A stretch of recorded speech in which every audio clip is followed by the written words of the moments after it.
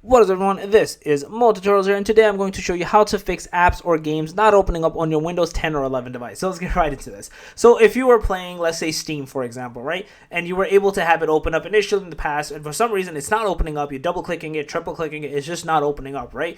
The easiest way to fix this issue is to first, just if you can restart your computer, just do that. A lot of times that usually just like kind of refreshes in a sense and like kind of restarts everything, right? Or resets it, I should say. Not turning it off, restarting it will fix a lot of these issues. If you've tried that and it doesn't work, the next thing, or you don't want to restart it, the next thing is click at the bottom right to open up the task manager as you're seeing here, and wherever it says the background processes, you want to basically find the one that's causing issues, right? So let's just say Camtasia was the problem, right? So or Google Chrome, you just right click into them and then you do the end task from here. So this is different than just Xing it out. This truly turns it all off. This will literally shut it off. So this is how you want to essentially end that task to be able to then reopen it again. So yeah, that's basically it. Because it's entirely possible the app is still open even though you X'd it out, or it just never closed fully. So yeah, that's basically it.